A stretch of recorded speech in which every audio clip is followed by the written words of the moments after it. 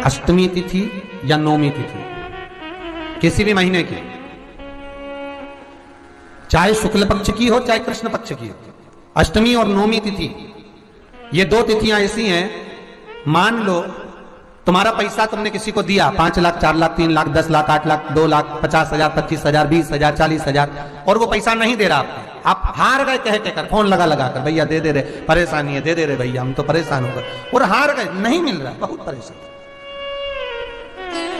तो महाराज किसी भी अष्टमी या नौमी तिथि के दिन आप मां जगतजननी जगदम्बा का शिव के साथ में शिव शक्ति का स्मरण कर कर देवी के नाम की 9 आहुतियां, सूखे बीले की, मतलब बीला जो सूख चुका है, फल जो सूख चुका है, उसकी 9 आहुतियां अग्नि में शंकर और सती के नाम से, शंकर और शिव के नाम से समर्पित करें, और आखिरी आहुति जो समर्पित करें उसमें थोड़ा सा भाग तिल का, और तिल भी काली नहीं चढ़ती उसमें, श्वेत तिल का भाग उसके साथ लगाकर समर्पित करें, और जिससे धन लेना है उसका नाम लेकर वो समर्पित करें महाराज, उसको सुध आएगी और वो पैसा किसी भी हाल में आपके हाथ में थमाकर जाएगा ही। तिल्ली का दिया उसमें 4 बत्ती, आटे के दिए में 4 बत्ती रखें, तिल्ली का तेल डाल लें, थोड़ा सा उसमें सरसों का तेल डाल लें महाराज। घर के बाहर अर्थात घर के अंदर के बाहर जो चौखट होती है, चौखट से थोड़ा सा बाहर, बिल्कुल चौखट में नहीं बैठना, थोड़ा सा बाहर, नौमी तिथि के दिन शाम के 6 से 6:30 के बीच में 21 बार जो व्यक्ति बीमार रहता है उसके सिर से नीचे की ओर श्री नरसिंह भगवान का स्मरण कर कर, जिस तिथि को उतारा कर रहे हो उस तिथि का नाम लेकर, जो व्यक्ति का उतारा कर रहे हो उसका नाम और गोत्र लेकर 21 बार जो उतार कर उस दिए को घर के ही चौखट पर रख देता है, उस व्यक्ति की बीमारी छूट जाती है महाराज, वो रोगीला नहीं रहता। ब्रह्मा जी का सिर कट गया था, काल भैरव को भगवान शंकर ने प्रकट कर दिया था, और काल भैरव ने जाकर ब्रह्मा जी को अपने हाथ की उंगली का नख तोड़कर उनका 64 तरह के भैरव होते हैं। कितने तरह के? 64। 64 तरह के भैरव होते हैं, और 64 तरह के भैरव, जितने भैरव होते हैं उतनी भैरवी होती है, क्योंकि शिव के साथ शक्ति जरूरी है, भैरव के साथ भैरवी जरूरी है, क्योंकि भैरव शंकर भगवान का एक अंश रूप है, क्योंकि शिव ने उसको प्रकट करा।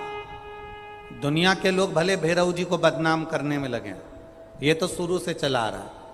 भैरव जी को कोई बीड़ी पिला देता है, कोई सिगरेट पिला देता है, कोई कह देता है कि भैरव बाबा को तो बीड़ी दे दो, भैरव बाबा को तो सिगरेट दे दो। ये ढोंग और प्रपंच मेरे शंकर की कथा में नहीं है। काल भैरव जो प्रकट हुआ वो शंकर भगवान का एक अंश है। काल भैरव जो प्रकट हुए वो शिव का एक अंश रूप है। और काल भैरव जब प्रकट हुए सारे देवताओं ने उनका आदर करा, इंद्र ने उनका सम्मान करा, इंद्र उनकी सेवा में लगे, वायु देव, गरुण देव, वरुण देव, जितने भी देवता हैं सब ने उनका आदर करा। अब आदर करते करते करते करते माता लक्ष्मी जी ने भी काल भैरव को निमंत्रण दिया। जरा सुनिएगा, बहुत सुंदर कथा है पुष्कर राज की, इस कथा को अपनी जिंदगी में उतारना जरूर। काल भैरव का निमंत्रण माता लक्ष्मी जी ने दिया, और माता लक्ष्मी जी ने काल भैरव को निमंत्रण दिया कि काल भैरव आप बैकुंठ में पधारो और बैकुंठ की भूमि को आप पधार कर आनंदित करिए। तो काल भैरव का कार्य क्या है?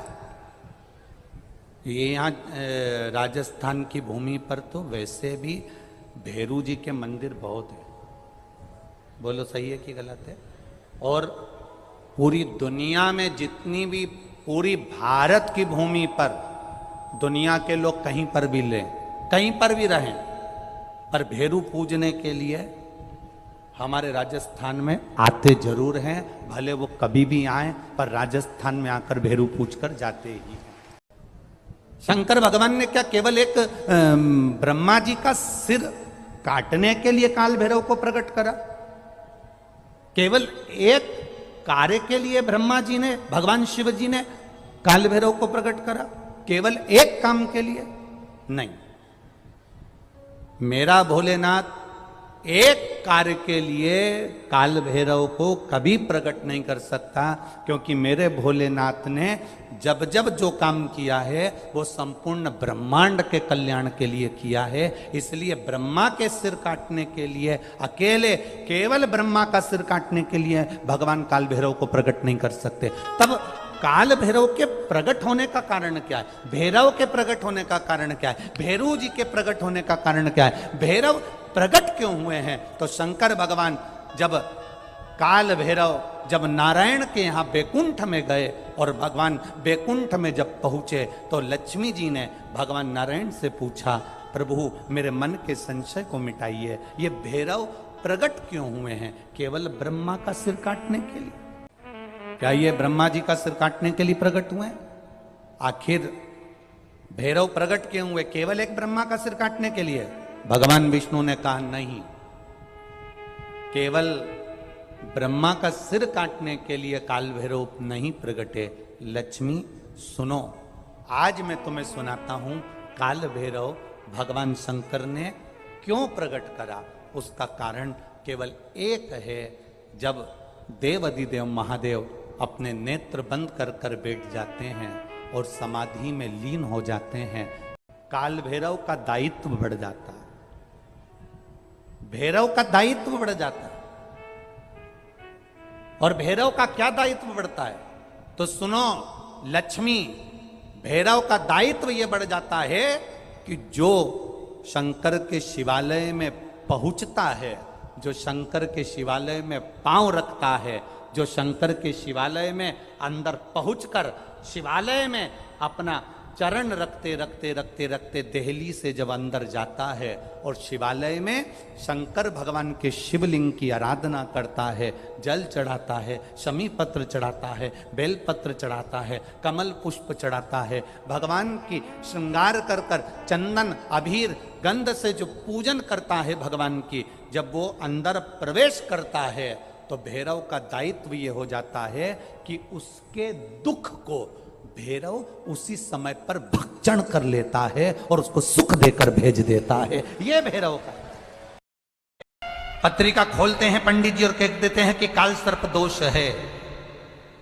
पत्रिका खोलते हैं और कह देते हैं पितृ दोष है। उनसे मेरा निवेदन है, जिसकी पत्रिका में काल सर्प दोष है, पितृ दोष है, उनसे निवेदन करूंगा, यदि काल सर्प दोष है और आप त्र्यंबकेश्वर जाकर पूजन नहीं करा सकते काल सर्प दोष की,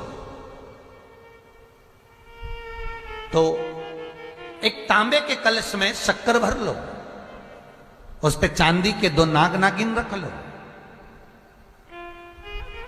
रविवार के दिन सिर के पास में जिस घर में सोते हो, पलंग पर सोते हो, उस पलंग के थोड़ी सी दूर पर उस कलश को रख लो। सोमवार को स्नान करो, सुबह जल्दी उठकर दोनों नाग नागिन की पूजन करो। घर में किसी से ज्यादा बात ना करो। स्नान कर कर पूजन कर कर थोड़ा सा कटोरी में कच्चा दूध लेकर उस नाग नागिन पर चढ़ाकर पूजन कर कर सफेद फूल 2 चढ़ाकर उस कलश को ले जाओ और शंकर जी के शिवलिंग पर ऐसे अर्पण कर दो। कलश वापिस ले आओ, नाग नागिन शक्कर सब चढ़ा दो। वापिस घर पर आओ, घर पर आकर फिर एक बार स्नान करो। महाराज, कितना भी भारी काल सर्प दोष क्यों ना हो, पितृदोष कैसा भी हो, उसमें आराम लग जाता।